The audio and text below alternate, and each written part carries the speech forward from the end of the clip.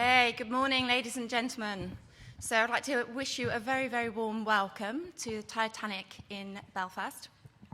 I am absolutely delighted to have eventually brought a sourcing summit here to Northern Ireland. The reason for being here in Northern Ireland is because Northern Ireland won our Destination of the Year in the GSA Awards last year.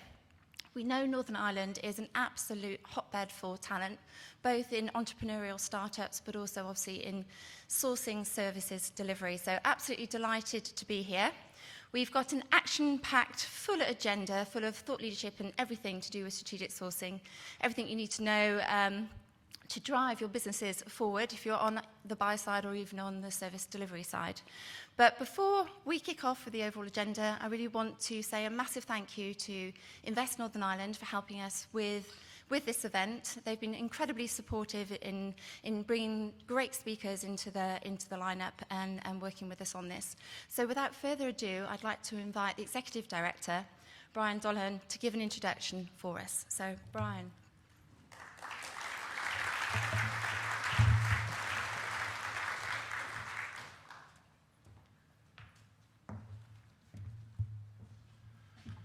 Well, good morning, everyone. And can I just add my words of welcome to those of Kerry, who's used up, I think, most of the points that I was going to make in my speech already.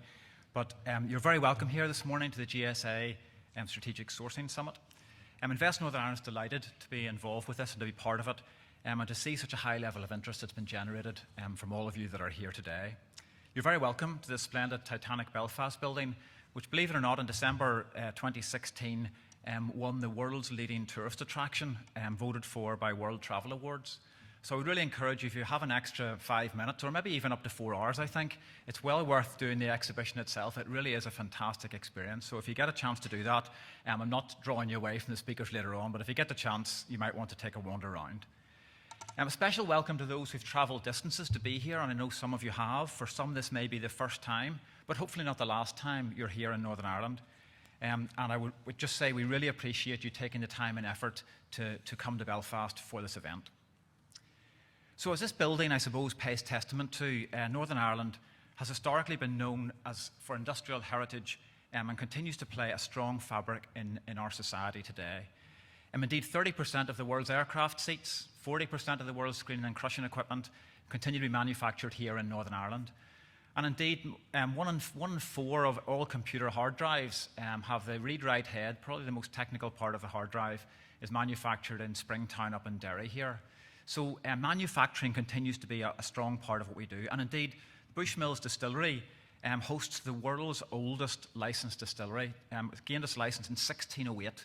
And I'm reliably informed that actually there may have been some involved in that trade in an unlicensed basis before that, but it's the first licensed distillery that the world has known. But alongside that manufacturing pedigree, over the past 20 years, Northern Ireland has been developing its expertise and reputation in the services sector, culminating in the award, as Kerry mentioned last year, and we're delighted with the award of 2018 of Delivery Destination of the Year.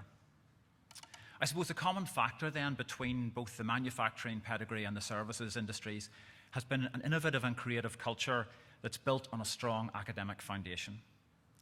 Today, digital technologies are revolutionising and transforming service industries around the world. And Northern Ireland's innovative culture keeps it at the forefront of globally evolving service sector, which enjoys a strong reputation in software development, mobile communications, and cybersecurity. I suppose reinforcing this, the City UK report reported that Northern Ireland had been identified as one of the UK's standout destinations for legal services, financial services, and fintech. The sector has grown by over 6% in the year 16-17, adding another 2,000 jobs to the 40,000 individuals already employed in the sector. However, probably the most exciting part about that is that the sector itself is a combination of international mobile investment, both large and small, existing indigenous businesses, and probably best of all, an expanding startup community that's creating a really interconnected ecosystem of knowledge-based innovation. In parallel, we continue to build a strong reputation for expertise in disruptive technologies, including things like blockchain and some of the emerging technologies around artificial intelligence. I was just chatting to Fergus beforehand, who you'll hear later on, and he'll take you through some of the exciting things, hopefully, that are happening here later, as will Seamus, I think, around blockchain. So they're really worth having a listen to later on some of the things that are happening. I also referenced cybersecurity earlier, and the Centre for Secure Information Technologies, or CSIT as it's known locally, at Queen's University, Belfast. We have the UK's leading innovation and knowledge centre for cybersecurity, and the UK's largest dedicated centre for cybersecurity-focused university research, development and innovation.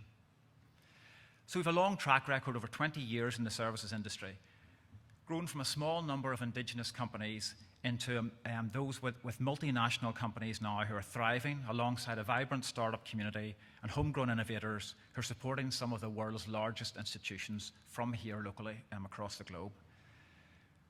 Over 80% of those foreign direct investors who invest reinvest. That's an incredible achievement, we think, for somewhere that has a population of 1.8 million. Companies like PwC, Deloitte, Allstate, Citigroup and Concentrix, among others, have made an initial investment and then invested again and indeed again in many cases. In fact, Deloitte and PwC, with their most recent investments, will make Belfast their largest operation in the UK outside of London, which we're very proud of, I'd have to say. And that's the mix right across their delivery suite, from audit through to the technical areas of software and software development. And contrary also to what maybe some would expect, EU exit, or Brexit as effectively known, hasn't stopped the flow of investment into Northern Ireland. Indeed, we've been as busy as ever. And that's, I think, partly because of the nature of what we actually sell here, or what people find attractive about it. So we continue to see global firms reinvesting in Northern Ireland, recognising the strong value proposition built on availability of educated and talented workforce, cost competitiveness, strong infrastructure, and customer focus, and above all, actually, quality of life, which people who come, most of our investors who come will state actually how they generally gain 2 or 3 hours in their day through not having to travel to and fro to work, but also just a general quality of life. And I know sometimes we complain about the weather, but on the whole, actually, it's pretty good here. This is a sort of a reasonable summer day for us. No, I jest. The sun will break through at some stage. Investors constantly cite that quality of talent in our workforce in Northern Ireland as an agile, educated talent pool, one of our key attractors without any doubt. And as a region, we boast a motivated and highly qualified workforce with one of the youngest populations in Europe. However, it's probably in the area of collaboration that we've ultimately found probably what our key USP is. And by collaboration, we mean that interaction between company, academia, and government. Northern Ireland is a region of SMEs, and we've found that they need to work together in order to build capability and capacity. In other words, they need to collaborate.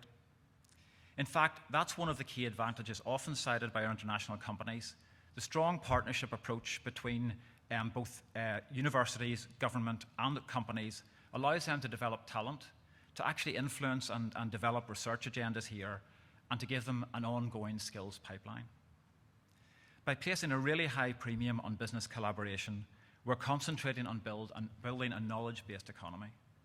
We're helping to ensure that the best ideas and innovations can be translated into competitive advantage for companies to create possibilities and commercial opportunities.